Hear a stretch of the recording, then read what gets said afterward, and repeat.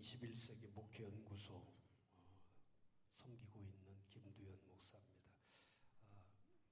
이렇게 귀한 모임에 와서 짧은 시간이지만은 말씀 전할 수 있도록 인도해 주신 하나님 앞에 감사하고, 짧은 시간이지만 제 교재에 있는 내용들을 좀 중심으로 해서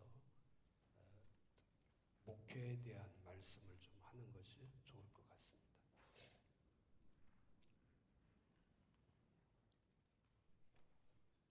그 페이지 10페이지에 보시면은 그 미래교회라고 하는 미래교회 처치 플랜팅이라고 하는 그 주제가 나와 있습니다. 강의하기 전에 제가 한 70일 전에 사고가 나가지고 이 앞에 이가 치아를 앞니를 4개가 부러져가지고 지금 임시로 그 플라스틱을 넣고 또 잇몸을 다시 다 수술을 해서 하기 때문에 제 이 발음이 좀 정확하지가 않고 새는 소리가 나서 제가 용서를 구하면서 좀 강의하더라도 좀 불편하시더라도 잘 경청해 주시면 좋을 것 같습니다. 정말 죄송합니다. 지금 세계적인 교회 트렌드 자체는 크게는 가장 이제 중요한 것이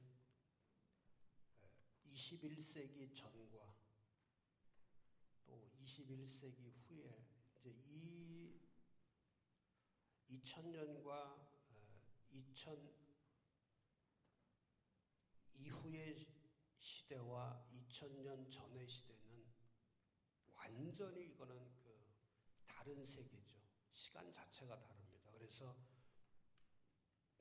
목사님들이 이제 목회를 해 나갈 때 미래 목회를 한다는 것은 뭐냐면 단순히 2030년, 50년 이런 그 목회를 준비한다는 뜻이 아니고 현재 목회는 현재의 현실적 목회만 매달리면 안 된다. 왜냐하면 지금은 교회만이 아니고 사람과 시대와 모든 것들이 아주 급격하게 변화가 되고 있기 때문에, 그러니까 이 변화의 속도에 저는 이제 연구소 하면서 목사님들하고 진짜 많은 시간을 보내는데 이 변화의 속도에 목사님들이 따라가지를 못하죠. 그러니까 지금 이제 책을 봐도 21세기에 출판된 책들은 20세기의 책과 전혀 다른 게 뭐냐면 21세기에 나온 책들은 전문화된 책들이 많습니다.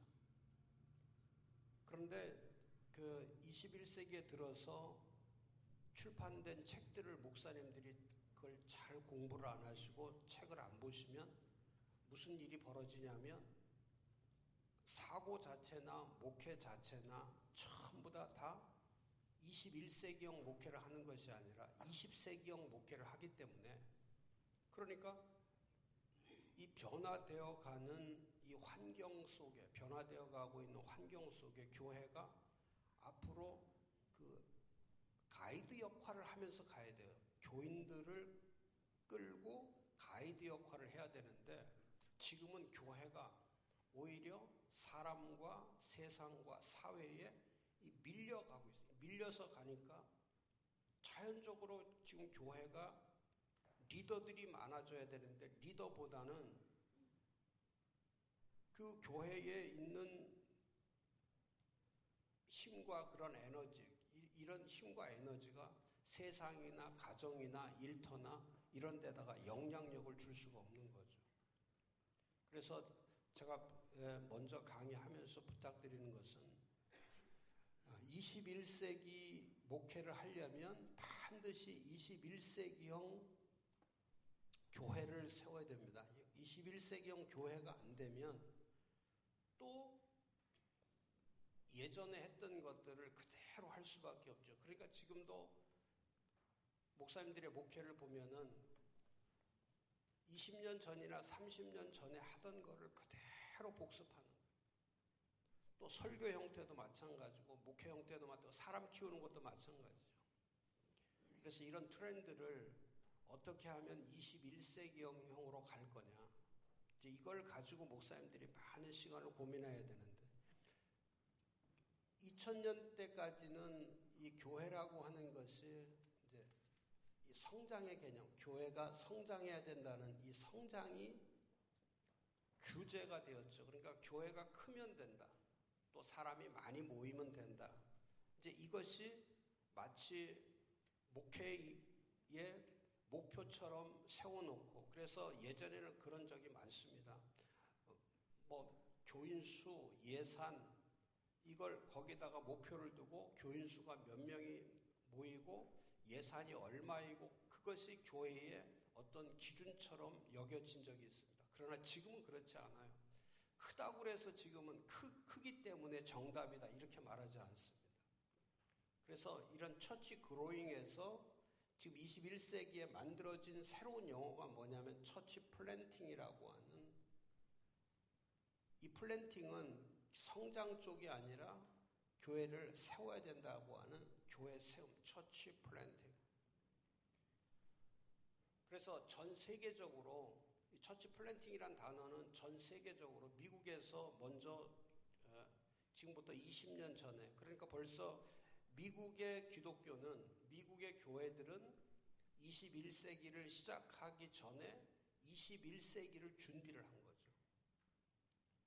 그래서 그때 만들어진 개척된 교회들이 우리가 잘 아는 것처럼 팀 켈러나 매트 챈들러나 또 그리어나 또 캐리 숙이나 이제 이런 지금 얘기하면은 목사님들이 이제 그런 책들을 많이 보셔야 됩니다. 팀 켈러 책, 매트 챈들러, 그 다음에 그리어 이런 분들의 책들을 사서 조금 2000년 21세기 전에 나온 책들은 목사님이 좀 옆으로 이렇게 좀 치워놓고 지금 가장 많이 나오는 책들, 지금 가장 많이 사람들에게 읽혀지는 책들 그런 것들을 옆에다 갖다 놓고 목사님이 집중적으로 그 공부를 해야 이제 목사님들의 멘탈리티나 목사님들의 스타일이나 교회의 모습이 전부 다 그 모습들이 21세기를 준비해 나가는 모습이 되는 거예요.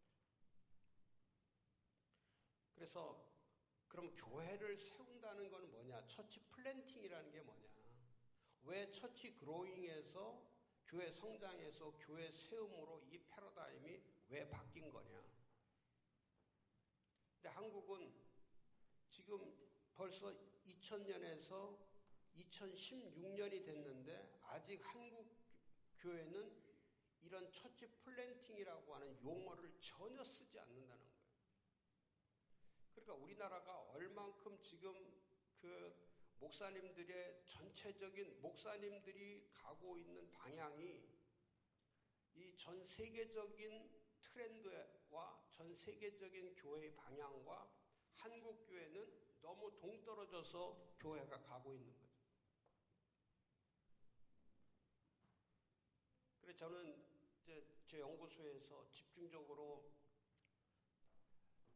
제가 교회들을 케어하면서 가장 많이 지금 아마 연구소 가운데 저희 연구소처럼 그 책이 많이 나온 연구소는 제가 생각할 때 없다고 생각하는데 지금까지 18년 동안 저 연구소에서 나온 책이 450종입니다. 450종의 책을 냈는데 제가 450종의 책을 내면서 가장 많은 책들이 뭐에 대한 책들이냐면 교회를 세우는 책이에요. 교회를 세우는 거, 교회.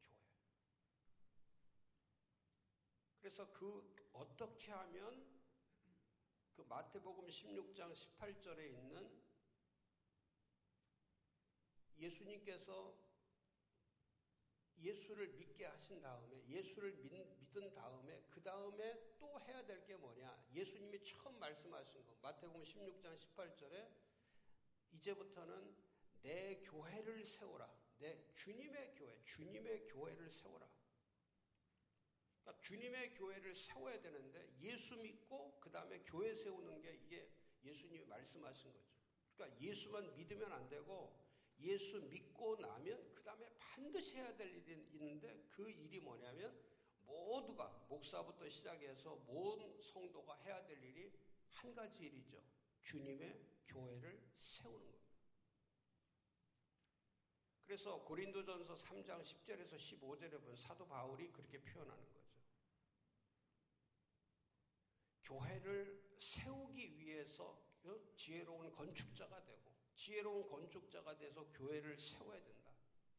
그런데 지금은 목사님들이 교회를 세우는 쪽보다는 지금도 성장 쪽에다가 포커스를 두기 때문에 지금 우리 교인들이 못하는 일이 뭐냐면 교회 와서 예수 믿고 교회 와서 뭔가를 해야 되는데 그 뭔가를 할 것을 목사님들이 트레이닝을 안 시키는 거죠. 그게 뭐냐면 교회 훈련을 안 시키는 거예요.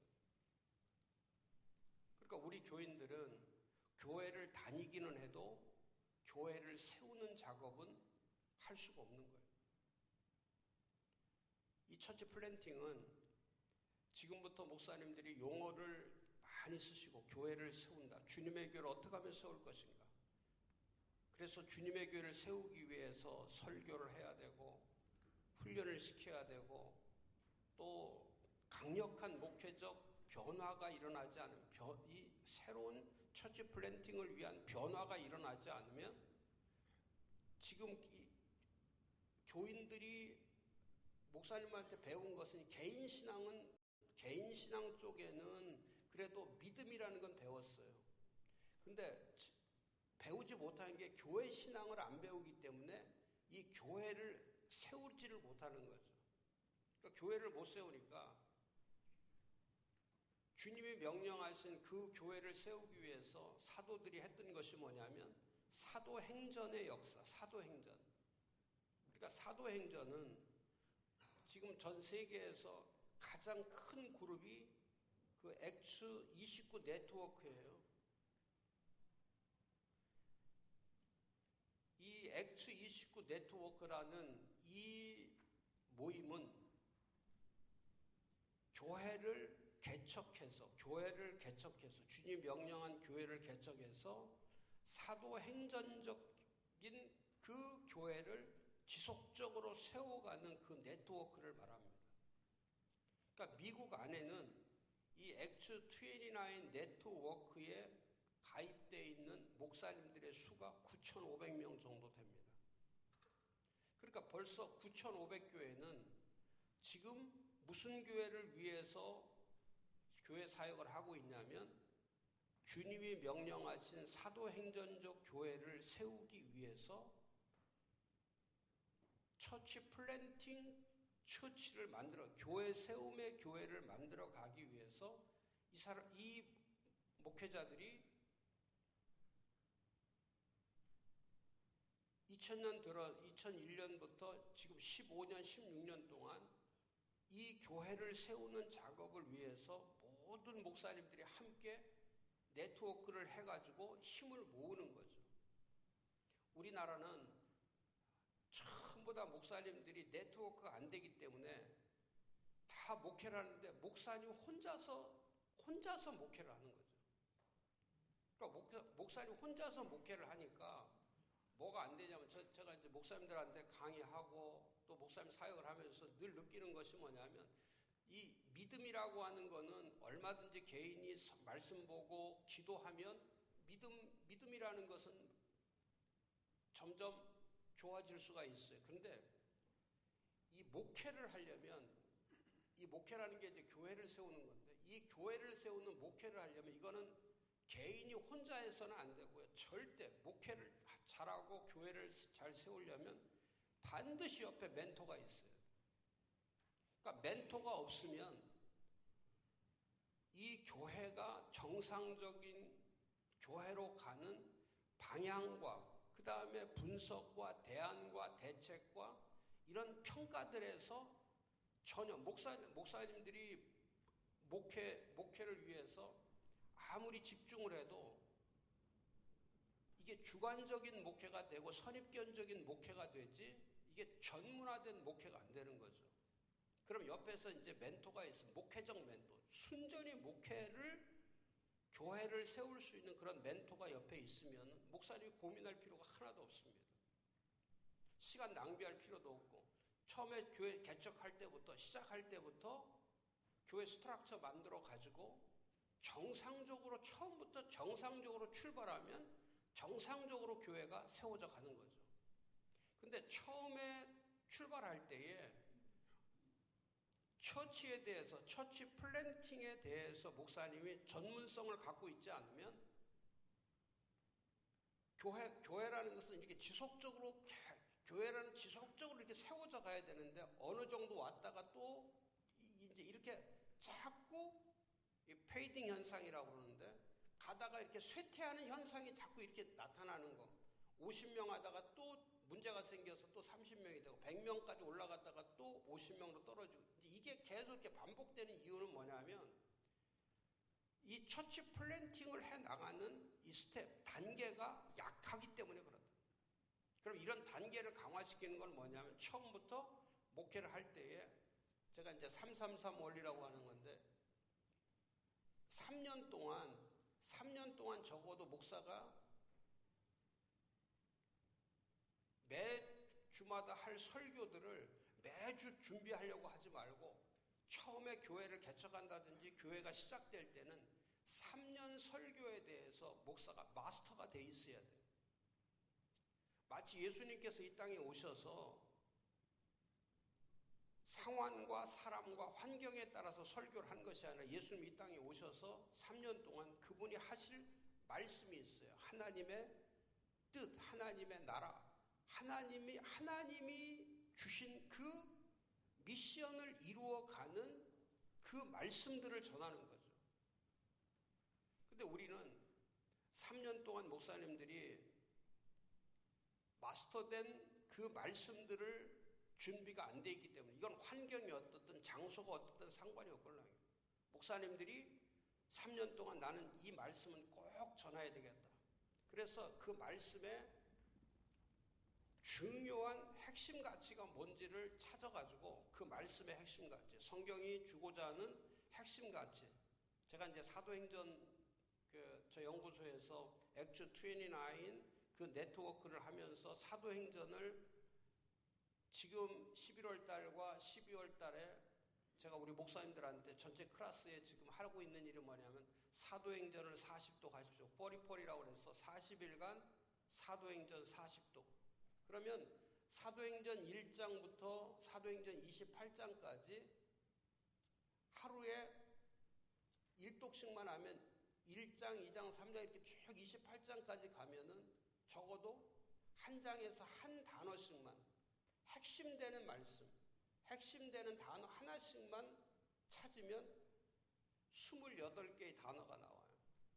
그럼 사도행전 전체에서 사도들이 예수님한테 명령을 받고 보냄을 받아서 복음을 전하고 교회를 세우도록 보냄을 받았기 때문에 사도들은 1장부터 28장까지 전체적인 말씀들을 보면 그 말씀에 핵심 가치가 있어요. 핵심 언어가 있어요. 그 D.A. 카슨이라고 하는 유명한 학자가 말하기를 이 성경이라고 하는 것은 성경의 말씀은 이 언어로 돼 있는데 이 언어는 그냥 언어로 돼 있지 않다. 성경에 나와 있는 언어는 전부 다 특수 언어로 돼 있고 핵심 언어로 돼 있고 전문 언어로 돼 있다. 그러니까 이 성경을 기록할 때 이게 일반 언어로 돼 있는 게 아니고 성경의 언어는 전부 다 하나님의 특별한 언어들로 돼 있다는 거예요. 그러니까 구원이라는 단어, 영생이라는 단어, 영원이라는 단어, 교회라는 단어 이런 단어들은 전부 다 특수 언어들이라. 그러니까 세상에서 그냥 흔한 단어가 아니에요. 그리고 그 안에는 핵심이 들어있다는 거예요. 그래서 다시 말하면 이 교회를 말할 때 이 교회라는 단어 하나만 가지고도 에베소 1장 15절에서 23절까지 보고 또 골로새서 1장 24절에서 26절에 보면 이 교회는 모든 주권과 통치와 다스림과 충만과 이 교회라는 용어 하나에는 모든 것의 핵심을 담고 있기 때문에 이 교회라는 단어만, 교회라는 말씀 하나만 제대로 열어놓으면 이 세상에서 경험할 수 없는 그 어마어마한 하나님의 전능성, 하나님의 충만성, 그 하나님의 완전성, 이거를 그 교회 하나만 봐도 얼마든지 알 수가 있다는. 그리고 성경의 언어는 전부 다 하나님 나라의 전문 언어들로 기록되어 있다. 세상의 언어가 아니라 전문 언어. 그러니까 목사님들이 설교할 때도 A4 용지에다 설교를 썼을 때도 일반 언어로 설교를 하는 게 아니라 사도 바울이요 13서신서 교회 서신을 쓸 때에 이 언어들은 전부 다 엄청나게 특별한 언어들이에요. 그러니까 이걸 우리가 잘 공부하지 않으면 그 언어라는 게 어마어마하게 어렵습니다. 설교로 사람을 바꾸고 설교는 사람이 바뀌어지고 목사님은 언어를 바꾸는 사람이에요. 언어가 바뀌어져야 신앙이 자라는 거예요. 언어가 안 바뀌면 신앙이 자라지 않아요. 그러니까 목사님이 입에서 교회라는 언어를 안 쓰면 교회라는 언어를 써야 교인들이 교회 신앙이 만들어져요. 제가 몇 년 동안 모니터링 할 때 목사님 1년 설교에서 교회 설교 하시는 분들이 많지 않습니다. 그러니까 교회 설교를 안 하기 때문에 교인들이 전부 다 목사님의 설교는 개인 신앙에 포커스를 맞춰 있지 이렇게 교회 신앙에 포커스를 맞추지를 않아요. 그러니까 우리 교인들은 뭘 못하냐면 사도행전 2장 42절에서 47절이 이루어지질 않는 거예요. 예루살렘 교회가 처음 사도들이 12사도가 그 온 힘을 다해서 날마다 데려다 놓고 했던 일이 뭐냐면 사도행전 2장 42절에 보면 사도의 그러니까 계속 가르치는 거예요. 계속 가르치고 그 다음에 서로 교제하고 또 힘써 기도하고 또 자기 재산과 소유를 팔아서 사람들의 필요에 따라 나눠주고 모여서 함께 찬미하고 또 한마음 한뜻이 되고 구원받는 수가 늘어나게 하고 이런 모든 작업들을 사도들은 그 집중력을 가지고 교회 신앙을 가리고 우리는 교회 생활을 강조하는 거고 그러니까 우리는 목사님들이 교회 생활 잘하라고 하니까 생활이라는 건 뭐냐면 일하고 직분하고 조직에 잘 들어가면 되죠. 그러니까 교회 오면 일을 잘하면 되고 또 교회 와서 때가 되면 직분 받으면 되고 그 다음에 교회라고 하는 조직 안에 들어와서 우리가 잘하는 것처럼 여전도회 남전도회든지 재직회든지 이렇게 조직에 갖다 넣으면은 이런 교회 생활을 잘하면 마치 신앙이 좋은 것처럼 여기는데 교회 신앙과 교회 생활은 전혀 다른 거죠. 예수님이나 사도들은 예를 들어서 예수님은 에베소서 2장 23절에 보면 예수님께 그리스도께서는 교회를 사랑하시고 자신의 몸을 주신 것 같죠. 5장 23절. 예수님은 교회를 사랑하시는 거예요. 지금도 마찬가지죠. 우리 교회에 일도 잘하고 직분도 있고 조직에는 들어가는데 뭘 안 하냐면 지금 주님의 교회, 주님의 몸된 교회, 피값으로 사신 교회, 주께서 말씀하신 내 교회, 그 교회를 교인들이 사랑을 하질 않는 사랑. 그러니까 교회를 사랑하지 않기 때문에 예수님처럼 자신의 몸을 바치지를 못하는. 교회를 사랑을 해야 자신의 몸을 바치걸라. 제가 목사님들도 마찬가지예요. 목사님들이 사도행전을 40독을 하면 그 사도행전에 사도들이 가지고 갔던 영성이 있어요. 사도들의 영성. 근데 그 사도들의 영성은 전부 다 사도들은 복음과 교회를 세우다가 다 죽은 사람들이에요. 우리는 교회를 세우다가 죽을 생각을 하는 게 아니라 교회에 와서 자꾸 도움받고 혜택받고 보상받는 여기에 익숙해져 있기 때문에, 그러니까 목사님들이 교회로부터 뭔가를 받을 생각을 하지 말고 교회를 위해서 내가 어떻게 하면 이 몸을 바칠까? 교회를 위해서 어떻게 하면 사랑할까? 교회를 생각하면서 어떻게 하면 희생할까? 고린도후서 11장 28절에 있는 것처럼, 골로새서 1장 24절에 있는 것처럼 사도 바울은 교회 때문에 했던 말이 뭐냐면 그리스도의 남은 고난을, 그리스도의 남겨진 고난을 그 교회를 위해서, 모든 교회를 위해서 자기 육체에 그 고난을 채워가는 거. 그러니까 목사님들은 이 몸에다가 그리스도가 남겨진 그 고난을, 몸된 교회를 위해서 그 고난을 여기다가 이 교회를 채워가, 이 여기에 빈 공간에다가 교회를 통해서 도움받고 혜택받고 보상받을 생각을 하는 게 아니고 교회를 위해서 어떻게 하면 희생할까? 그리고 날마다 나를 누르고 있는 것, 날마다 나를 누르는 것이 있는데 그 누르는 것이 뭐냐면 어떻게 하면 주님의 교회를 주님의 교회로 세워지게 할까? 그러면 목사님들이 설교를 하시더라도 설교 제목에 뭐가 나와야 되냐면 목사님이 교회를 사랑하면 교회라는 설교 제목이 나올 수밖에 없는, 예수 사랑하는 사람은 예수라는 단어가 설교 제목에 나오는 거고, 그러면 목사님이 주님의 교회를 세운다고 하면 설교 제목이 주님의 교회를 세우자는 제목이 나오는 거고, 목사님이 돌아가셔서 1년 동안, 올해 1년 동안 설교한 것 가운데 주님의 교회를 세우자 이 단어가 적혀 있는 제목이 그 단어로 되어 있는 것, 작년도 마찬가지고.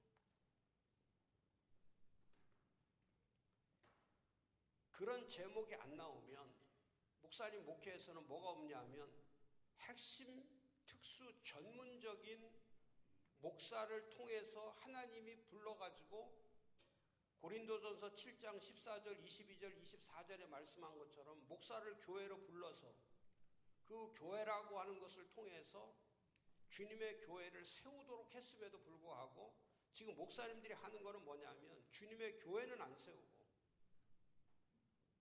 사도행전적 교회가 힘들다고 하니까 사도행전적 교회는 안 세우고 그냥 지금까지 해왔던 것처럼 교회 성장이나 교회 부흥이나 여기 쪽에다만 관심을 가지니까 지금 교인들이 안 되는 것이, 교인들도 그런 고백이 나와야 되걸랑요. 제가 교회를 사랑합니다. 그리고 교회를 위해서 제가 바치겠습니다. 몸을 바치고 물질을 바치고 시간을 바치고 나의 삶을 바치겠습니다. 이런 고백이 나와야, 그래야 사도행전 2장 42절에서 47절까지가 되는 거란 말이에요. 지금이 참 중요한 시기인데 그 시기가 뭐냐면 2017년 목회를 준비하시려면 지금 제일 많이 하실 일이 뭐냐면 내 내면과 내 영혼과 내 중심에 주님의 교회를 세우셔야 돼요. 여기 안에, 이 안에 교회가 없으면 밖에 교회를 세운다는 것은 그건 불가능하죠. 근데 이 안에 교회를 세우려면 가장 먼저 해야 될 것이 뭐냐면 사도행전을 읽으셔야 돼요. 그리고 1장부터 28장까지 단어 28개를 찾아내세요. 그리고 28개 가운데 또 그 다음 주에 되면 28개에서 그 단어를 14개로 줄여요. 반으로 줄여요. 핵심 단어가 뭔지 다시 줄여요. 그리고 이 단어를 또 한 주가 지나면 이걸 마지막에 7단어로 찾으세요. 사도행전에서 가장 중심이 되고 핵심이 되는 7단어. 그리고 7단어를 써놓고 이 7단어를 가지고 1번부터 7번까지 무슨 단어가 가장 많이 나오는가. 그 리스트 작업을 하는 거예요. 1번부터 7번까지. 그러면 이 7가지 이 단어가 교회를 세우는 특별한 단어, 핵심의 단어, 이게 전문성의 단어예요. 그럼 이 7가지를 가지고 이 7말씀을 가지고 목사님이 설교를 하고 훈련을 하고 기도를 하면 목사님 교회가 주님이 명령하신 그런 사도행전적 교회의 그 틀이 만들어지는 겁니다.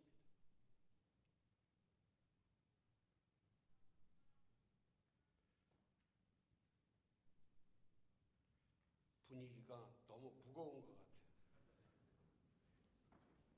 교회를 얘기하니까 좀 짐이 되는 것 같으신데,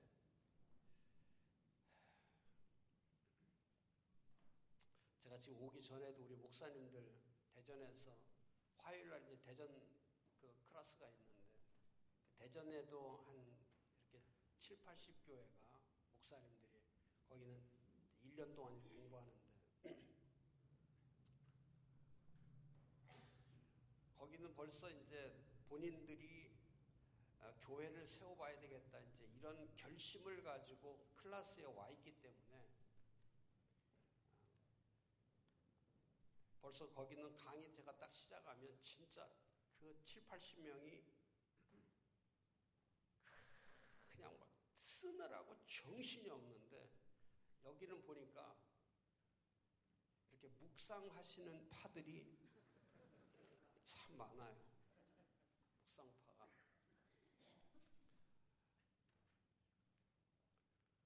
저는 이제 목회를 안 하고 연구소만 하잖아요. 연구소만 하고 제 사역의 진짜 99%를 목사님 사역이잖아요. 목사님들. 그리고 저희 연구소는 정말 부목사나 부교육자는 저희 연구소가 공부 못하거든요. 담임 목사만. 목회 안 하는 분은 절대 들어올 수도 없고. 그렇게 하면서 제가 지금 저희 연구소에서 3년 이상 공부한 분만 목사가 9,000명이란 말이에요. 그 9,000명과 함께 지금도 매일같이 저희 클래스가 매일 있는데 매일 클래스마다 제가 부르짖는 건, 저희 연구소 21세기 목회 연구소는 목적이 하나밖에 없어요. 저는 교회, 주님의 교회.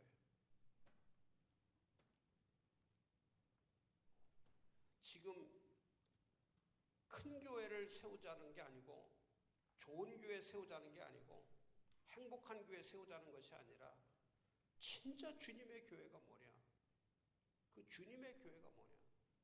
왜 목사님의 입에서 왜 주님의 교회를 세우자는 말이 안 나오냐?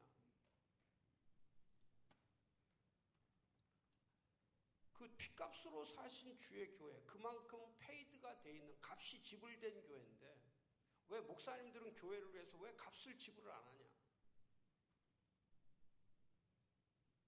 진짜 그런 제 마음속에 목사님들 사역하면서 그런 간절함이 있어요, 제게. 특히 젊은 목사님. 30대 목사님들은 지금 다른 거 볼 필요가 없어. 진짜 교회를 파셔야 돼요.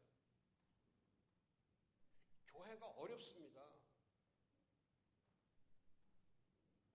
우리나라의 기독교 서점에 가서 교회 책이 몇 권이 있나 보세요. 교회 책 거의 없어요. 교회에 설교집은 있지만 교회 세우는 전문 신학, 전문적 신학이나 전문적인 목회 그런 책들은 진짜 찾아보기 힘들어요. 그러니까 우리 목사님들이 이 교회관, 교회론, 교회 신앙, 교회 영성, 교회 형성 과정 이런 것들에 대해서 스터디를 많이 안 했기 때문에, 그래서 저 연구소의 책을 목사님들이 좀 보세요. 저 연구소에 교회에 대한 책들이 한 200권이 있습니다. 전부 전문서적들. 그거 가지고요, 이제는 설교 시대가 아니에요. 지금은 설교를 통해서 교인들이 변화된다는 것은 그건 한 번 설교 들어서 변화된다면 얼마나 좋겠어요. 아니에요. 지금은 목사님이 교인들을 팔짱을 이 목을요. 목사님 목을 팍 껴안고 교인들의 목을 팍 껴안고서 그 귀에다가 계속해서 들려주지 않으면 사도행전 28장 31절에 마지막 절에 뭐라고 써있냐면 하나님 나라를 전파하며 주 예수 그리스도에 관한 모든 것을 담대하게 거침없이 가르치더라. 진짜 담대하고 거침없이 팔짱 끼고 목을 안고서 그 귀에다가 하나님 나라와 주 예수 그리스도에 대한 모든 그분이 교회 세우라고 했으면 너 교회 세우라. 이거를 담대하고 거침없이 가르치지 않으면 그 다음에 액트 29 사도행전 29장의 역사는 만들어지지 않죠. 지금은 멀리서 회중석에서 여기서 던져가지고 목사님 설교하면서 회중석까지 가서 회중석에서 자연적으로 발생하고 무슨 역사가 일어나고 아니에요.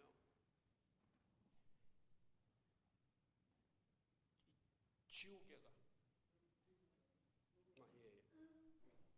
이런 엔트로피 현상이라는 게 있어요.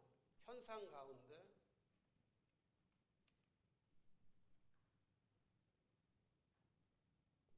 이 엔트로피라는 것은 뭐냐면 한 번 뭐가 잘못 시작이 되면 뭐가 한 번 잘못된 드라이브가 걸려서 잘못된 변형이 되고 잘못된 변형이 일어나기 시작하면 그 다음부터는 이것이 그 모든 자원 여기 있잖아요. 모든 자원 그 다음 플러스 에너지 그 다음에 그 모든 그 안에 들어있는 이런 힘 이런 것들이 소멸이 되고 이 소멸이 되면 다 자연적으로 쇠퇴되고 그 다음에는 붕괴가 됩니다. 이걸 엔트로피 현상이라고. 그 청와대하고 똑같습니다. 청와대가 잘못된 방향으로 한번 시작이 되면 소멸이 되고 그 다음에 쇠퇴가 되고 붕괴가 돼서 다시는 원 상태로 돌아올 수가 없어요. 그걸 엔트로피 현상이라고 해요. 한 번 잘못된 길로 예를 들어서 그거하고 똑같습니다. 교회가 무질서해졌다. 교회가 무질서해지면 한번 무질서해지기 시작하면 그 다음부터는 그게 고린도 교회입니다. 한번 고린도 교회가 무질서하기 시작하면 그 고린도 교회는 분열과 분쟁, 그리스도파, 바울파, 개바파, 아볼로파 이렇게 교회가 분쟁해서 그 고린도 교회는 깨져버려요. 붕괴가 되어버려요. 그러니까 사도들은요 그거를 처음 예루살렘 교회를 세울 때부터 사도들의 관심은 뭐냐면 한번 무질서는 더 극한 무질서를 만들어내기 때문에 이렇게 질서 있는 교회가 되는 거는 무질서한 교회가 어느 날 갑자기 질서 있는 교회로 올 수는 없어요. 이건 완전히 다른 거예요. 무질서한 교회와 질서 있는 교회는 완전히 다른데 뭐가 다르냐면 무질서한 교회가 질서 있는 교회가 되려면 여기에 반드시 무슨 과정을 만들어야 돼요. 과정을. 제가 지금 말씀드린 것처럼 사도들은 그동안 예수만 믿으면 된다고 하는 개인 신앙에서 이제는 개인 신앙에서 교회를 세워서 교회 신앙으로 가야 되니까 여기에다 뭘 만드냐면 처음 예루살렘 교회가 만들어지는 사도행전 2장 24절에서 42절에서 47절까지 여기다 과정을 만드는 거예요. 그러면서 날마다 가르치는 거예요. 교회가 뭔지, 교회 신앙이 뭔지, 어떻게 하면 몸이 되는 건지, 어떻게 하면 지체가 되는 건지, 어떻게 하면 내 것이 아니라 주의 것이 되는 건지. 그러니까 4장에 가면은 사도행전 4장에 가면 이 사람들이 땅과 재산과 소유를 다 팔아 사도들의 발 앞에 갖다 두고 그 다음에 자기 것을 자기 것이라고 하는 사람이 단 한 사람도 없더라. 그러니까 얼만큼 가르치면 할 만큼 가르쳤으면 사도들이 날마다 가르치면서 한마음 한뜻이 돼 가도록 그 트레이닝을 통해서 훈련이라는 과정을 통해서 그 교회를 만드는 거죠. 그러면서 사도행전에 보면 사도들은 언제나 이게 잘못돼 가면 교회가 소멸되고 예루살렘의 교회가 첫 교회가 실패하면 그 다음에 교회는 안 세워지니까. 그러니까 예수님의 명령을 이행하기 위해서 12사도가 예루살렘 그 교회 하나 세우는데 예루살렘 교회가 4년 동안 집중적으로 12명이 케어한 거예요. 성령 받아서 하루아침에 교회가 되는 게 아니고 이건 날마다 사도행전 첫 교회의 제일 중요한 단어는 날마다예요. 날마다 가르치고 교제하고 힘써기도 하고 소유권을 이전하고 그 다음에 찬미하는 습관을 만들어주고 구원받는 것을 가르쳐주고 이거를 그래야 교회가 되니까. 그러니까 지금도 목사님이 하셔야 돼요. 교인들 한 명이냐 두 명이냐 그거는 몇 명이냐가 중요하지 않아요. 지금 목사님이 가르치고 있냐 없냐. 설교는 캐리그마만 하면 안 돼요. 디다케를 하셔요. 디다케. 사도들은 사도행전 1장에서 28장까지가 30년인데 이 30년에 사도행전에 나오는 설교는 10편에서 12편밖에 안 돼요. 그러니까 캐리그마는 이거는 어떤 중심만 넣어주는 거고 사람들의 이 뼛속까지 바뀌어가는 작업은 뭐냐면 그건 훈련이에요. 훈련. 디다케입니다. 디다케. 그럼 디다케라는 건 뭐냐면 42절에 2장 42절에 사도의 가르침, 요 가르침이라는 게 뭐냐면 이거는 지침을 주는 거예요. 지침. 교회 지침, 신앙의 지침. 목사님들은 자꾸 설교만 하는 거고. 그러니까 교회 지침이 없으니까 교인들이 교회에 와서 할 게 없는 거예요. 근데 사도는 그렇지 않아요. 교회 와서 처음에 가르침 받고 그러니까 제가 하는 거예요. 교회를 목사님이 시리즈 설교를 하세요. 교회에 대해서 3개월 동안 한번 해보세요. 목사님 자신이 한계를 넘어서 도전하는 거예요. 교회 설교를 3개월 해보세요. 진짜 주님의 교회에 대한 내면의 교회, 중심의 교회, 여기에 있는 이 중심 작업을 안 하면 그 다음에는 방향이 안 만들어져요. 방향이 없으면 열정이 안 생겨요. 그러니까 교회라고 하는 것은 교회가 중심이 되고 교회가 방향이 되고 교회하면 이 안에서 열정이 살아와야 되는데 목사님이 교회하면 짐이 되고 교회하면 힘들고 교회하면 어렵고 이제 이런 생각이 온다는 것은 뭐냐면 아직 이 안에다가 주님의 교회에 대한 철저한 소명과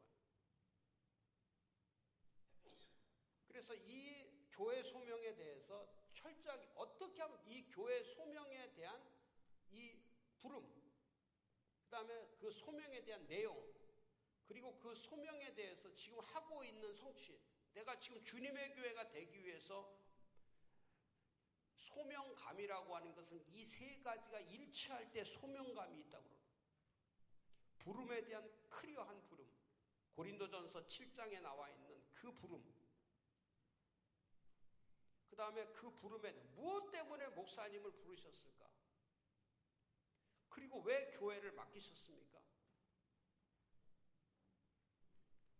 교회 맡겨서 목사한테 교회를 맡긴 이유는 다른 거 없어요. 그게 사도이든지 선지자든지 복음 전하는 사람이든지 목사이든지 교사이든지 할 것 없이 이 사람들이 해야 될 일은 뭐냐면 온전한 거, 성도들을 온전케 하고 그 다음에 그 봉사의 의미를 가지고 마지막 하나의 목적은 그리스도의 몸인 교회를 세워가는 그리스도의 몸인 교회를 세워가는 그러니까 그 교회를 주님의 교회를 안 세우면 지금 목회라고 하는 건 의미 자체가 없는 거죠.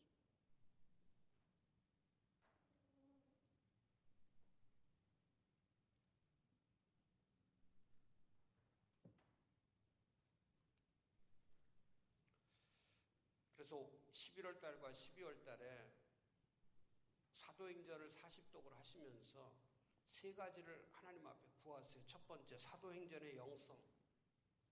사도행전의 영성이 교회의 영성이에요. 그러니까 사도행전의 영성을 구하세요. 두 번째, 사도행전의 메시지. 사도행전에 주신 말씀을 구하세요.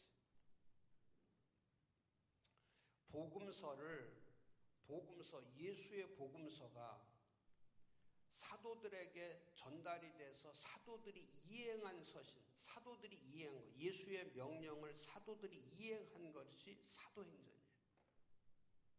그 사도행전에는 네 가지 핵심 단어가 있어요. 첫 번째 예수, 두 번째 복음, 세 번째 교회, 네 번째 하나님 나라. 이 네 단어, 핵심 단어가 있어요.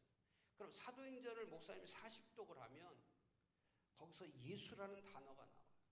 그 예수가 뭔지, 예를 들어서 사도행전 2장 36절에 베드로가 첫 설교할 때 그 설교의 주제가 뭐였었냐면, 엄청나게 중요하죠. 이 설교는 제일 먼저 의도를 찾아내는 의도. 그러니까 사도 베드로는 첫 설교할 때, 성령 받고 나서 첫 설교할 때 성령이 오셔서 내게 하는 일이 뭐냐. 거기 보면 어린아이가 예언하고 마지막 때 말세가 되면 성령을 부어주시는데, 어린아이가 예언하고 젊은이가 환상을 보고 늙은 사람들이 꿈을 꾸며 남녀 종들이 그와 같이 예언하며, 이제 이런 성령이 역사하면은 그런 현상이 일어나는 게 아니고, 성령이 역사하면 그 과정을 통해서 사도행전 2장 36절에 성령이 어디로 이끌고 가냐면 진리로 이끌고 가는 거죠. 그래서 그 성령이 누구를 찾게 만들어주냐면, 거기에 그렇게 되어 있죠. 너희들이 십자가에 못 박은 예수를 하나님이 다시 살리셔서 그를 주와 그리스도가 되게 하셨느니라. 그러니까 처음으로 사도 베드로가 설교할 때 첫 설교가 뭐냐면 이 주 예수 그리스도라고 하는 예수님의 풀 네임, 주 예수 그리스도. 이 이름을 전했을 때 37절에 이 이름을 전하고 나니까 37절에 설교를 하면 반응이 일어나게 돼요. 설교라는 것은 하나님 말씀이 증거가 되면 이 말씀이 살아 운동력이 있기 때문에 혼과 영과 관절과 골수를 찔러 쪼개며 이게 고쳐지는 거죠. 말씀이 제대로 전달되면. 그러니까 주 예수 그리스도에 대한 말씀이 전달이 제대로 됐으니까 그 37절에 말씀을 받은 사람들의 반응이 나오는데 전부 다 마음에 찔려. 그러니까 이 말씀이, 예수라는 이름이 그들 속에 들어가서 이 마음을, 말씀이, 예수란 이름이 좌우의 날선 검이기 때문에 가서 찔러버려. 그리고 쪼개는 거죠. 그 다음에 어찌할까? 이 삶의 결단이 이루어져요. 진짜 말씀이 떨어지면 삶의 결단이 이루어져요. 어떻게 살지? 어떻게 살아? 교회 세워야지. 그리고 우리도 마찬가지입니다. 사도행전을 목사님들이 읽으시면서 사도행전의 두 번째 메시지를 주십시오 하면은 그 메시지들이 정리가 돼요. 그 다음에 세 번째는 사도행전의 삶, 사도행전적 삶을 살게 해주시고, 그 신앙의 삶, 사도행전적 신앙. 그럼 그걸 가지고 목사님이 먼저 40독을 하고 나면 내년에 2월 달부터 교인들과 함께, 지금 목사님이 이 안에 2017년 목회를 위해서 이미 말씀에 대한 확신이 있고 그 말씀으로 응답을 받았고 그 말씀으로 약속돼 있으면, 그러니까 목사님이 2017년에 주님의 교회나 사도행전적 교회에 대한 확신이 있고, 그 다음에 그 말씀으로 응답을 받고, 사도행전으로 응답을 받고, 말씀으로 응답이 돼야죠. 말씀으로 응답을 받고, 그 말씀이 약속을 해주면, 그 말씀이 약속으로 믿어지면, 2017년 1월 1일 첫 주일은, 1월 1일 주일은 목사님이 이미 확신과 응답과 약속된 상태로 출발을 하기 때문에 목회에 자신감이 있는 거죠. 말씀도 자신감이 있는 거예요. 그런데 지금 이 시간에 11월과 12월에 목사님이 2017년의 목회에 대한 확신도 없고 응답도 없고 약속도 없으면 이거는 내년 목회는 1년 동안에 근심, 걱정, 염려, 불안, 불신, 의심 이런 것들로 출발을 하는 거예요. 그러면 지금 준비한다는 건 뭐냐면 2017년에 대한 목회는 목사님의 신앙 결단으로부터 출발하는 거예요. 신앙 결단.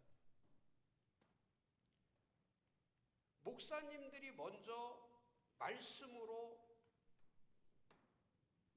확신과 응답과 약속이 안 돼 있는데 교회 자체가 그 말씀대로 갈 수는 없다 이 말이죠. 그래서 제가 미래 강의를 하기 전에 먼저 지금 가장 시급한 일 때문에 목사님들에게 제가 요청하는 거는 지금 전 세계적으로 교회가 가고 있는 방향 자체가 교회 세움이라고 하는 처치 플랜팅이다. 그러니까 목사님도 그 단어를 쓰셔야 돼. 주님의 교회를 세우자, 사도행전적 교회를 세우자, 액츠 29 교회를 세우자. 교회를 세우는 사역이 예수 믿고 교회 세우는 것이 하나님 앞에 가장 하나님을 기쁘게 하는 일이다. 그래서 이거를 목사님이 그 말씀을 가지고 확신이 될 때까지, 그 말씀이 응답될 때까지, 그 말씀이 목사님과 약속이 될 때까지 그걸 사도행전을 붙들고 하시면 돼요. 돌아가신 하영조 목사님, 또 오카는 목사님, 전부 다 그분들이 교회라고 하는 교회를 발견했을 때 전부 다 그분들이 나온 책들이 있어요. 사도행전. 이 사도행전에 대한 책과 사도행전의 설교집이 있는데 그 책들을 보면은 터닝 포인트, 목회에서 가장 터닝 포인트가 뭐냐면 개인에게서 개인의 신앙을 가리키던 것에서 교회 신앙을 가리키는 것이 이것이 가장 큰, 저는 이제 종교개혁도 마찬가지인데 지금 500년 동안 종교개혁인데 21세기에 들어서 종교개혁이 아니라 지금은 교회개혁 시대란 말이에요. 교회개혁. 진정한 개혁은 교회개혁이에요. 교회개혁. 그래서 종교에서 교회로, 개인에서 교회로. 그래서 개인 신앙에 대해서 목사님은 개인 신앙에 대해서 중요한 게 아니고 저는 지금부터 교회 신앙을 가리키는 일에 집중력을 가지시고 그래서 성경에 나와 있는 제가 쓴 25교회 창이라는 게 있습니다. 처치 윈도우. 교회의 창문을 열어라. 지금 교회가 전부 다 창이 없고 이게 다 밀폐되어 있다면 여기 있는 사람들이 숨을 쉬겠습니까? 저 창이 있어야 빛이 들어오는 거예요. 저 창이 있어야 이 안이 생명이 살아날 수가 있는 거예요. 그러면 성경에 나와 있는 교회라고 하는 단어에 쓰여 있는 교회의 용어들, 그 성경의 25구절을 그 아주 볼륨이 큰 책이 있어요. 제가 쓴 거. 그 25교회 창이라는 게 있습니다. 또 교회를 경험하는 삶이라는 책이 있어요. 또 처치 플랜팅이라는 삶이 있어요. 책이 있어요. 그런 그 많은 전문 서적들을 목사님이 보셔요. 그리고 지금부터 30대 목사님들은 교회를 파요. 오죽하면 성경에 교회를 비밀이라고 했겠습니까? 그래서 사도 바울은 에베소 1장 15절에서 23절에 하나님을 알게 해주시고 교회를 가르쳐달라고 하나님 앞에 애원하면서 기도하는 거예요. 우리도 마찬가지예요. 주님의 교회를 알기 위해서 이 교회의 가치, 교회의 의미, 교회의 목적을 이 스트럭처를 갖기 위해서 우리가 다시 한번 교회를 발견하고 교회를 확신하고 교회가 찾아질 때까지 목사님이 먼저 씨름을 하고 그 다음에 교인들과 함께 씨름하면 목사님이 교회에 대해 확신과 응답과 약속이 돼 있으면 1월 1일부터는 내년도에는 2016년하고 전혀 다른, 지금은 불안하고 걱정되고 염려하고 어렵고 힘든 교회가 될 수 있어요. 저도 우리 연구소에 보면 클래스에 50%는 전부 다 미자리 교회입니다. 다 어려운 교회들이에요.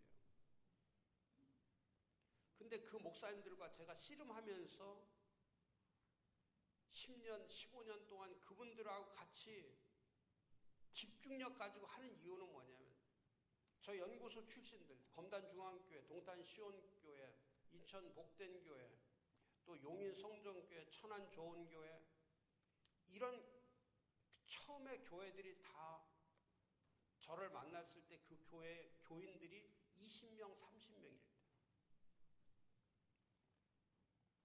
근데 지금 15년이 흘러가면서 그분들이 검단중앙교회는 지금 주일 출석이 7,000명이에요. 동탄시온교회도 2,500명. 인천 복된교회도 3,000명. 근데 그런 교회들이 10년에서 15년 동안 계속 노력했던 게 뭐냐면 어디에다 포커스를 뒀냐면 처치 플랜팅, 교회 세우는 거. 교회 세우는 설교, 교회 세우는 훈련, 교회 세우는 신앙, 이걸 가리켰을 때 교회가 되는 거예요. 개인 신앙에서 교회 신앙으로 어떻게 하면 바디 처치, 몸의 교회, 어떻게 하면 지체교회, 네트워크 처치. 그래서 그런 용어들을 목사님이 자주 쓰시면 그게 신앙이 돼요. 그게 믿음이 돼요. 그럼 그 신앙과 그 믿음이 결국 교회를 세워가는 거예요.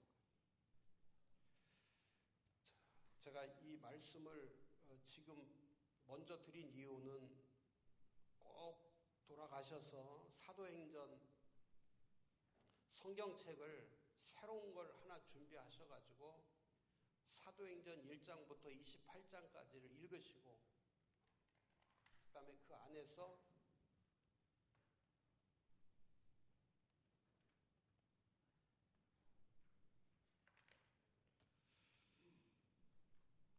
지금 제가 말씀드린 것처럼 사도행전의 영성, 사도행전의 메시지, 말씀, 사도행전의 삶, 이걸 가지고 한번 씨름하시기 바랍니다. 자, 페이지 10페이지 강의 액션이라는 게 있습니다. 첫 번째가 교회 라이프 사이클.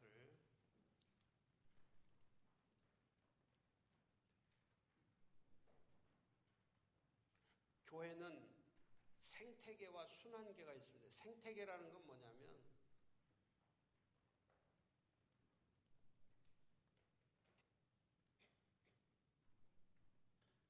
교회는 이렇게 생명체로 되어 있기 때문에 생명체, 유기체, 공동체라고 하는, 그러니까 교회는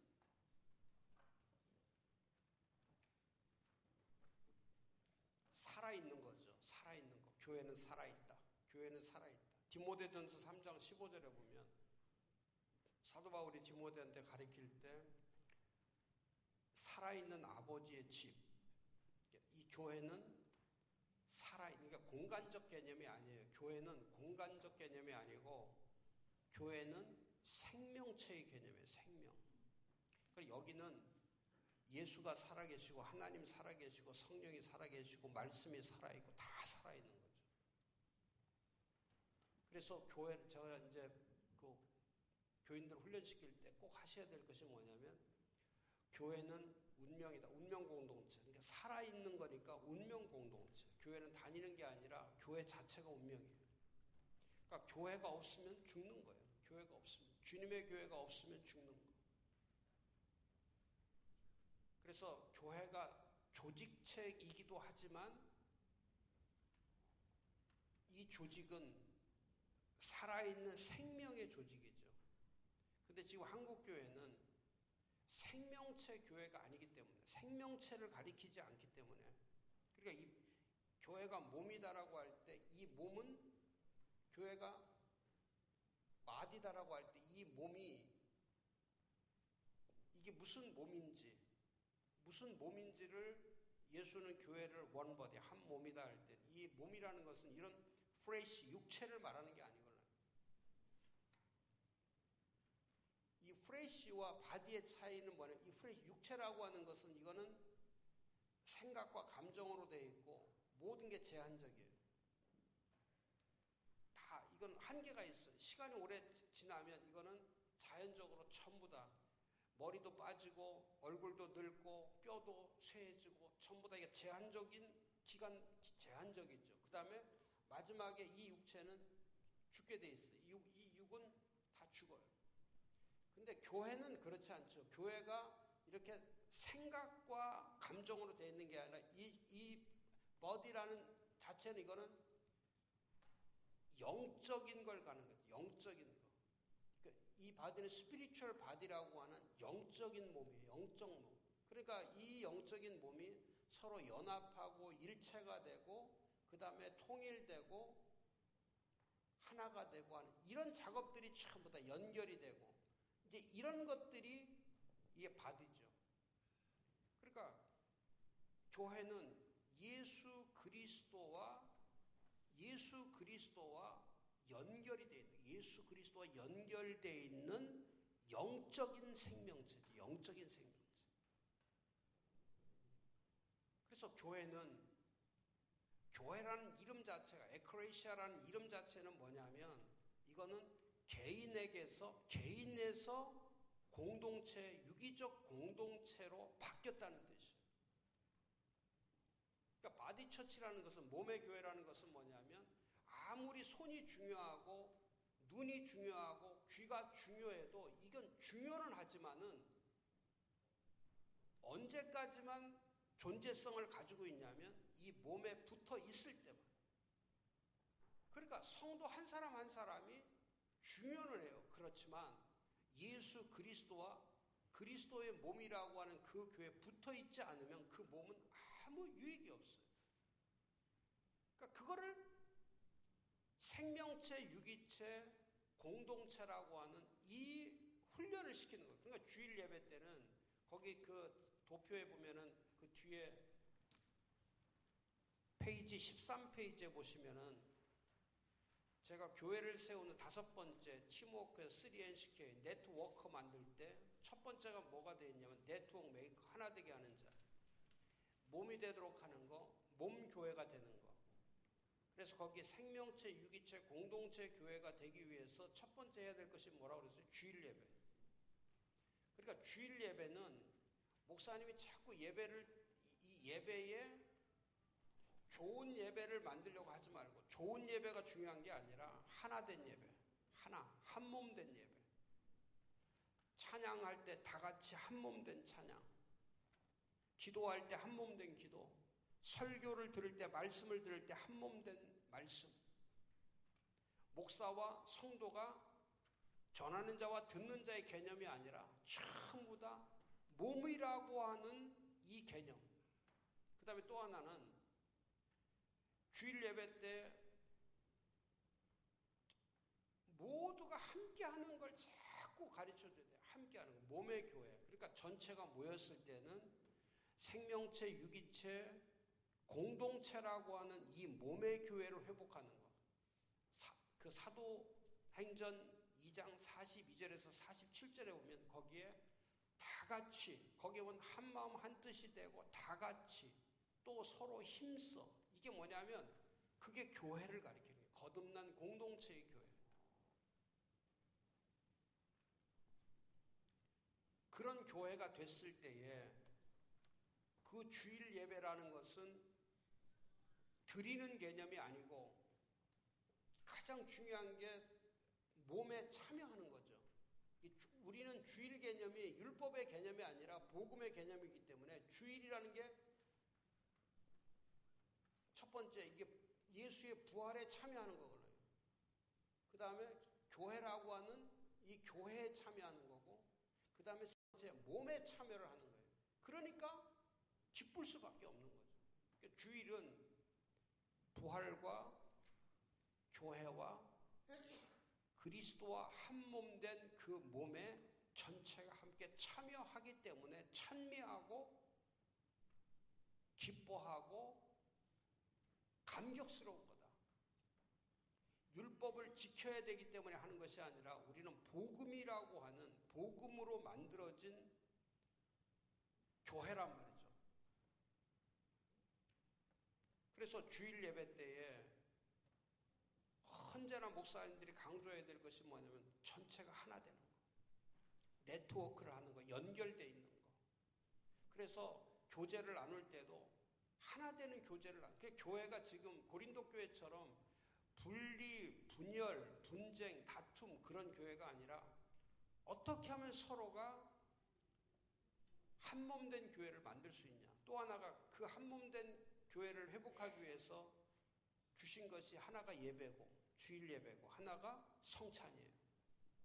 그러니까 성찬도 목사님이 왜 예수님께서 성찬을 하게 하시고 또 사도들이 왜 교회 안에서는 반드시 성찬이 있어야 되냐. 그 성찬은 단순히 죄 문제만 다루면 안 되고요. 예수 믿고 그다음에 성찬하는 건데 세례받고 침례받고 성찬하는 건데 이 성찬이라는 건 뭐냐면 가장 중요한 게 하나가 되는 거예요. 하나가. 그 피와 살을 먹음으로 하나가 되는 거예요. 그래서 매달마다 목사님이 교회를 회복하기 위해서라도 매달 한 번씩이라도 정상적으로 규칙적으로 훈련을 하셔야 돼요. 성찬을 훈련하셔야 돼요. 그래서 전 성도가 예수와 하나 되는 거, 서로 몸으로 하나 되는 거, 그 피와 살을 나눔으로 거듭난 사람들의 공동체가 되는 거. 그래서 찬양을 할 때도 성찬할 때는 죄의 문제만 다루지 말고 하나 되는 문제를 많이 다루셔야 돼요. 우리가 세례받고 침례받을 때는 언제나 죄 문제를 다뤄야 되고 그리고 죄로부터 다시 부활해서 부활된 사람들이 모여서 교회라고 하는 이름으로 모였을 때는 이때는 서로 가장 중요한 단어가 뭐냐면 네트워크를 하는 거예요. 네트워크, 연결이 되는 거. 그래서 교회가 회복되려면 주일 예배 때 하나 되는 예배를 만들고 성찬을 통해서 전부 다 한 몸 되는 거를 이걸 목회의 프레임으로 잡아야 돼요. 이게 기둥으로 세우셔야 돼요. 예배의 기둥과 성찬의 기둥. 예수님과 사도들이 힘썼던 그 목회는 성경으로 돌아가셔야 돼요. 이게 좋은 프로그램을 하는 게 중요한 게 아니고 지금 교인들이요. 교회 안에 와서 교회 훈련을 안 받기 때문에 지금 교회는 다녀요. 교회는 다니는데 교회를 세우지를 못하는 거예요. 그래서 이제는 교회를 세우기 위해서라도 반드시 제가 지금 말씀드리는 것처럼 어떻게 하면 생명체, 유기체, 공동체의 네트워크 교회를 어떻게 할 건가. 그래서 생태계가 살아있으려면 첫 번째 제가 말씀드린 것처럼 창조신학, 생명신학, 구속신학의 가치를 회복해야 돼. 상실해 가면 안 됩니다. 이제 교회를 공간적 개념의 교회에서 생명적, 창조적 교회. 그 다음에 두 번째 지금 제가 말씀드린 것처럼 주님의 몸과 지체로서 유기체적 교회 신앙을 교회는 관계신앙으로 되어 있는 것이 아니라 서로 몸과 지체로 연결되어 있다라고 하는. 그래서 세 번째 개인주의와 지성주의와 혼합주의로 인해서 신적 속성과 질서가 깨지고 있는데 개인주의가 아니고 어떻게 하면 공동체, 유기체, 생명체 교회로 할 것인가. 또 지성주의도 마찬가지예요. 목사님들이 지성적 목회를 하게 되면 약한 게 뭡니까? 지성 목회를 하게 되면 지금 지성인들이 많죠. 자칭 지성인들이 많은데 설교도 너무 지성적 설교를 하고 지성적 목회를 하게 되면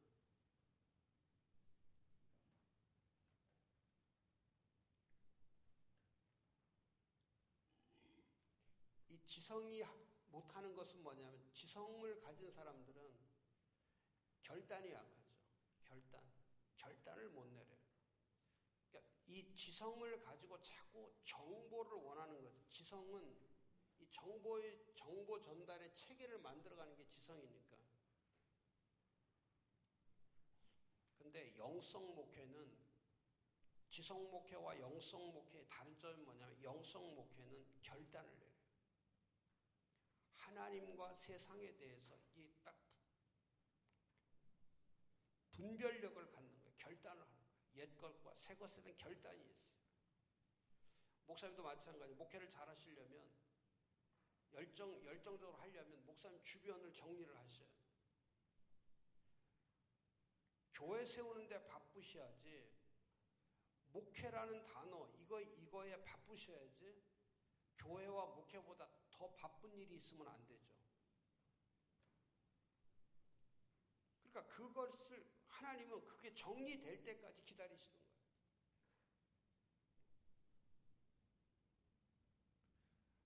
제가 연구소 세우고 얼마 안 돼서 한 6년인가 7년 될 때 연구소 그때 목사님이 한 주에 그 당시에 한 주에 목사님들이 800명씩 공부할 때 한 주에 저 연구소에 오시는 목사님들이 800명 정도 됐어요. 클래스가 800명 정도 오실 때 그때 제가 암에 걸렸어요. 위암에 걸려가지고 진짜 뭐 정신없이 잘 될 때 연구소가 너무너무 잘 될 때인데 암에 딱 걸리니까 제가 암에 걸려서 분당 서울대병원에 가서 그 진단이 나왔는데 급성 진행성 암이라고 하는 수술해도 살 가능성은 50대 50이라고 하는 퍼센테이지가 한쪽이라도 더 높으면 살 가능성이 더 높다고 그러면 뭐 확신을 갖고 가죠. 근데 50대 50이라고 하니까 제가 하나님 앞에 그때 하나님 저한테 왜 암을 주셨습니까? 제가 이렇게 목사님 사역을 위해서 진짜 뛰고 있는데 왜 하필이면 저한테 암을 주십니까? 그러면서 그때 기도하면서 깨달았던 것이 뭐냐면 하나님이 제 주변을 다 정리를 시키더라고요. 그러면서 그때 하나님이 저에게 너한테 넘버 원, 첫 번째가 뭐냐? 너한테 첫 번째가 뭐냐? 넘버 원, 넘버 투가 있는데 너 넘버 원이 뭐냐? 근데 저는 그 당시에 죄송한 얘기입니다만 넘버 원이 없었어요. 그때까지만 해도 저는 이 목회나 목사의 길을 가는 거는 모든 것에 잘하면 된다. 그래서 가정에서 부인한테 잘하고 아이들한테 잘하고 또 목사님들한테 잘하고 친척한테 잘하고 사회 이웃들한테 잘하고 이렇게 잘하면 그게 좋은 목사가 되는 거다. 이렇게 저는 생각을 하고 살아왔어요. 그런데 제가 암에 걸려서 수술대 위에 올라가서 이 위를 다 잘라내고 그 다음에 하나님 앞에 기도하면서 깨달았던 것이 뭐냐면 잘하는 게 중요한 게 아니고 잘하는 게 중요한 것이 아니고 내 생명에 주권을 누가 가지고 계시냐, 내 생명에 누가 나를 살려주냐, 누가 내 운명을 결정하시는 그분이 누구냐 하면서 제가 그때 붙잡았던 것이 뭐냐면 목사님들이 많이 모이는 거, 또 열심히 하는 거, 또 성공하는 거, 이게 중요한 게 아니고 진짜 중요한 거는 생명의 주권자이신 하나님, 그분을 나의 삶에, 내 신앙의 첫 번째 넘버 원이 되게 하는 거다. 그러고 나서 제가 그 수술 끝나고 목사님들 클래스 이렇게 800명씩 오는 게 이게 하나님의 일을 하는 게 아니다. 그때 제가 했던 것이 뭐냐면 그 클래스를 반으로 다 줄였어요. 그리고 제가 그때 교만기 있었던 거, 잘 나갈 때니까 얼마나 교만했겠어요. 지금도 목사님들이 기관사역에서 우리나라에서 연구소가 저희 21세기 저희 연구소보다 큰 연구소가 있습니까? 없어요. 그런데 그 수술 끝나고 나서 제가 이제 만 10년이 됐습니다. 만 10년이 오래됐는데 10년 오면서 정말 하나님이 저에게 넘버 원입니다. 그리고 나머지 타는 건 다 넘버 투예요. 그러니까 저는 하나님의 겁이 나요. 무서워요. 두려워요. 그러니까 제가 연구소에 집중하는 거예요. 그분이 두려우니까. 그러다가 이번에 70일 전에 새벽에 오다가 교통사고가 났는데 제가 좀 실수를 하는 바람에 방어벽을 받으면서 그 핸들에다가 이 앞에 이게 부딪혔는데 저는 그날 이거 죽는 거구나. 이래서 죽는 거구나. 그러고 보니까 전부 다 피바다가 됐는데 이 앞에 이가 4개가 없는 거예요. 그리고 이제 병원에 응급실로 실려가서 그 다음 날이 집회 날짜예요. 근데 이가 없어요. 근데 응급실에 갔는데 제가 암에 걸려서 이 위 자르고 나서도 그 4일인가 5일 며칠 만에 목회자들 1,500명 그 세미나를 준비해 놓고 제가 수술을 했단 말이죠. 그러고서 그 복대를 차고 제가 그 세미나를 처음에 1시간만 하기로 했는데 그 세미나에 올라가서 제가 4시간 30분을 복대 차고서 그 강의를 했어요. 지금도 저희 연구소에 가면 그때 국민일보 이태영 기자가 와가지고 그 전체를 다 기사화해가지고 엄청나게 크게 전면으로 다 해서 기사를 낸 적이 있는데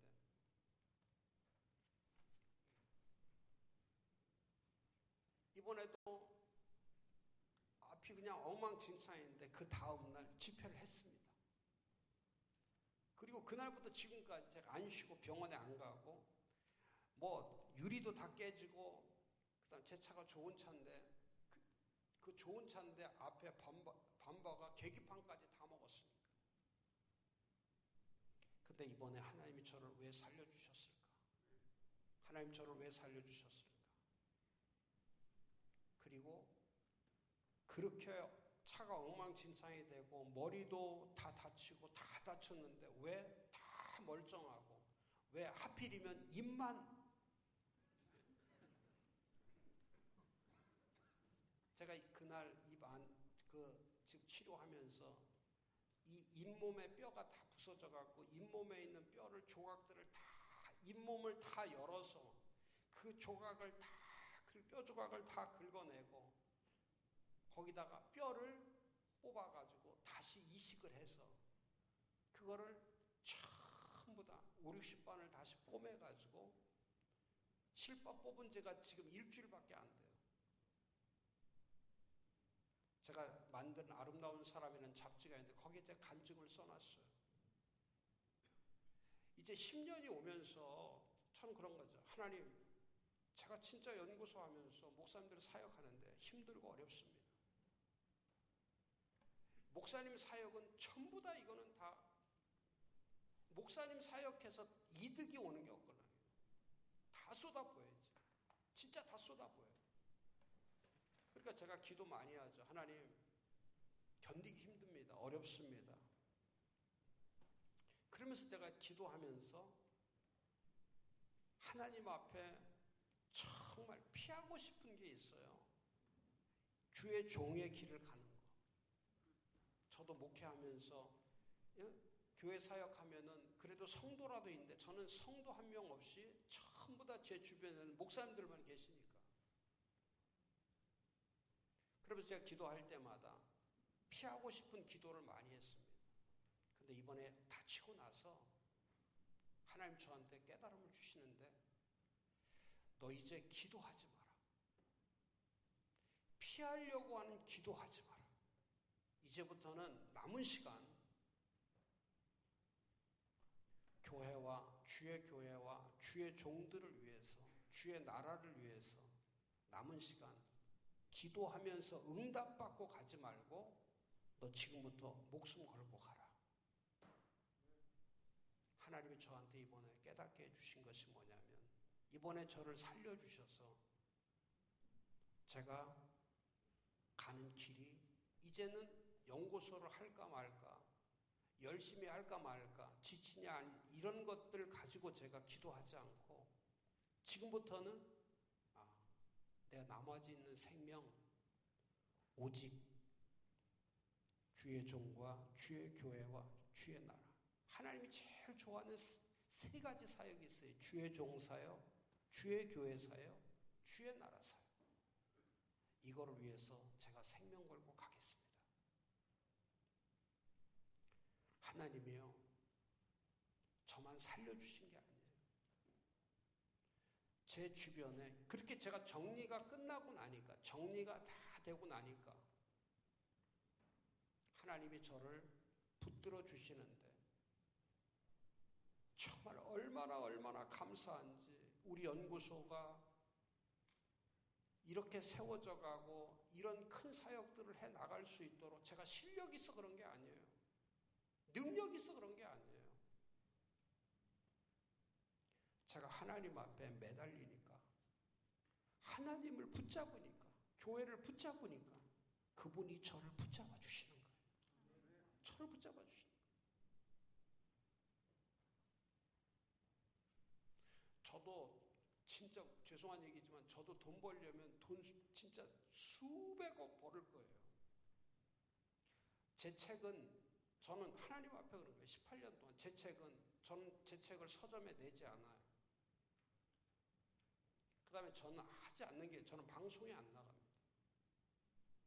그 다음 외부 세미나 잘 안 해요. 매 주마다 저희 월화수목금 전부 다 제가 클래스를 갖고 있기 때문에 진짜 저는 목사님과 함께 앉아서 이 씨름을 하는 거예요. 씨름을.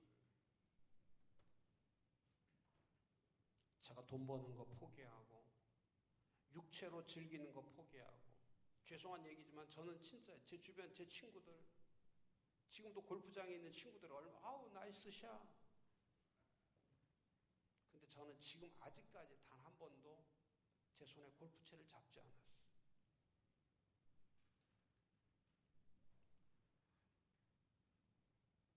교회의 생태계, 교회가 살아있으려면 그 교회를 끌고 가는 가장 중요한 하나님이 맡겨주신 분이 누구냐면 리더인 담임 목사님. 목사님이 살아있지 않으면 목사님의 주변이 정리가 안 되면 교회를 맡겨주실 수가 없어요. 교회를 살리려면 거기 제가 써놓은 것처럼 개인주의, 지성주의, 혼합주의. 지금 한국교회요. 이 결단과 실천인데 이건 결단과 지성이 못하는 거. 근데 한국교회는 지금 시간이 10분 지나서 쉬는 게 제일 좋습니다. 와서 기도하고 쉬겠습니다. 하나님 감사합니다. 우리 귀하신 목사님들 오늘도 이렇게 교회 세우려고 주님의 교회 세우려고 몸부림치는 거 주께서 아시오니 저분들의 기도와 저분들의 목회의 삶을 하나님 인도해 주시옵소서. 그렇게 역사해 주시옵소서. 아버지 이 시간이 목회의 전환점이 되게 도와주시고 앞에 것들을 향하여 달려가는 목회가 되게 하여 주시옵소서. 주 예수 그리스도의 이름으로 간절히 기도하옵나이다. 한 20분 동안 15분에서 20분 동안 휴식 시간 갖고 4시에 시작해서 5시에 딱 끝나도록 하겠습니다.